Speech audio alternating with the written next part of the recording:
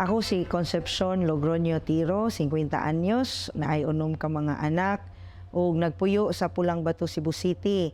Ang estado karon sa akong kinabuhi mauni ang pagpaambit sa Ikiru water, which is what we call the living water.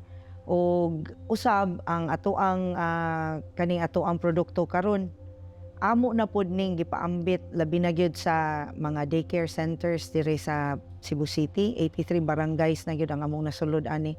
O karon nahatagan ta og kanang approval sa Department of Education.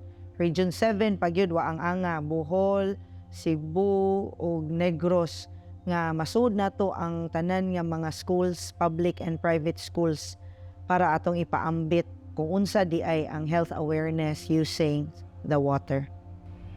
Ang training nga akong giapilan mao ang giorganize sa Cebu Chamber of Commerce together with the Cebu City Government, ang Barangay-Based Entrepreneurial Mentoring Program. So dinhi ilang gipaambit sa mga MSME unsa di ay ang mga butang pa nga kinahanglan namong mahibaw-an para magpalambo sa amo ang negosyo. Niapil ko sa training kay didto nako nakita kay ilamang gilista ang tanan nga mga topics. Dito na ko nakita nga daghan pa gyud ay ang angay na akong masabtan para na ako mapalambo pa gyud ang akong negosyo. Kay kung sa negosyo manggod atong istoryahan labi na sa ako nga nagmanufacture jud ko sa botilya, that means to say I will have dealers to deal with. So kinahanglan gyud nga ako mismo sa akong gagalingon, I need to be matured in doing the business. Daghan yung kay kong nagamitan sa nakatunan ko sa training.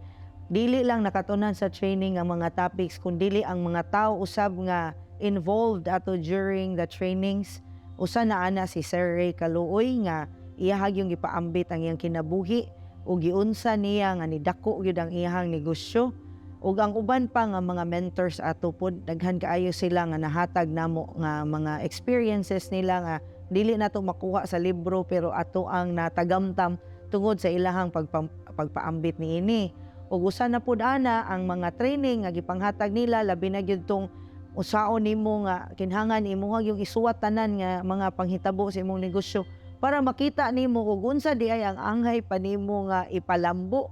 Ug diha pud nako nakatunan ang accounting method kay wa man gyud ko'y idea ana gud sa business. So at the latter part, mao na to siya ang gikuan sa BBMP nga mga topics. Dako gyud og natabang ang training sa pagpalambo sa akong kinabuhi sa akong pamilya. Number 1 is pag-abot na mo diri nagsugod ra gyud in town mi sawa. As in nagtuo ra gyud mi nga kaning tinda-tinda pwede ra gyud nato barugan sa kilid-kilid sa dan. So dili di ay ang usa sa mga natudlo gyud sa BBMP mao gyud nga naagyud kay lugar nga kabutangan sa imuhang negosyo. Usa na ana ang kanang asa dapit nimo ibutang ang imong shop, nakahinomdom jud ko asa mo ibutang ang imong shop, kinahanglan naagyoy mga tao nga mag-agi-agi sa imong shop. Then I realize kaning siya ako ang nakuha nga rin nga office sa Colon.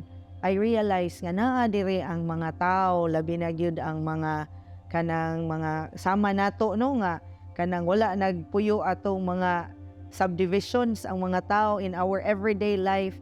They are all here in Colon, and if I will have my office here in Colon, I would be able to spread more the product that I am trying to promote, kanang health awareness. So didto gyud tanan ako nakuha sa BBMP kasagaran sa mga nakahimo nga nilambo ang Ikiru water tungod sa pag-support gyud sa BBEMP.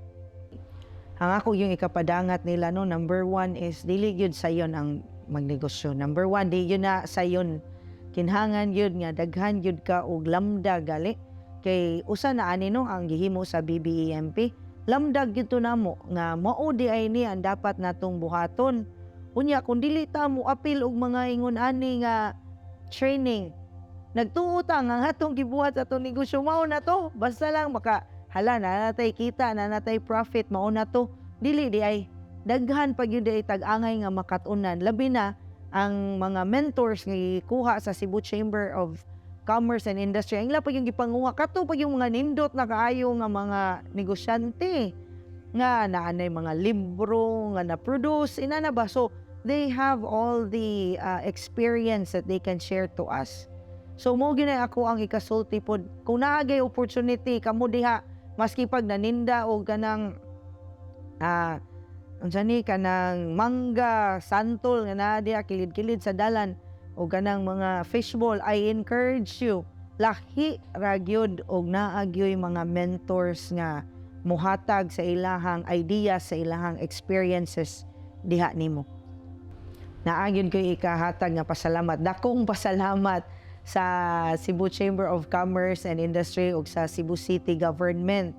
Kay the time nga nahuman na namo ang among training, Cebu Chamber of Commerce and Industry invited a lot of departments of the government. Usa na ana ang DTI, DOST, DOLE ug ang TESDA. Ug kani sila tanan makahatag yun ni nato og suporta. Number 1 is ako lang ikuan ha. Usa ko sa mga nakadawat og 30,000 sa DOLE. Ako dayon tong napalit sa ako ang mga raw materials ang ilang gihatag nga 30,000 ug katong ilang 30,000 ila man tong gipakwenta namo. Kaning 30,000 unsa may atong makuan ani, unsa kadak ang profit ani.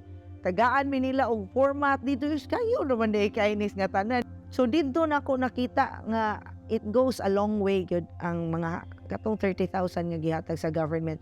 Although no, some people will say nga maglisod og duol nila. Sa yun ra gyud kay duol basta mo duol lang gyud ta. Dili lang kutob sa atong una-una nga mo duol. Number 2 is tungod kay ang ako ang product is more of technology, nakaduol po ko sa DOST. So inana ra di ay kasayon pod ang DOST duolon. Ang TESDA for kanang bookkeeping kay mao man dyan akong gusto pong makatunan ug ang DTI, Department of Trade and Industry. Dito ko nakat-on nga kinhangan ang ako ang logo mabutang sa IPO. Unsa di ay kanindot di ay kung naana kay inana logo in a matter of few years kung inana nakakasikat. Just like the example they told me nga, ang kana ko nung logo sa mga Coca-Cola, Pepsi, it is worth millions na di ay. So, kanang mga butanga, wang da kay bawa na, o dita mo apela ning mga training sa Cebu Chamber of Commerce niya. Ang DTI pod karon tungod kay nagsige na kog duol nila, na ako gikinhangan karon sa ako ang Food and Drug, FDA nako nga certificate, kanang license to operate.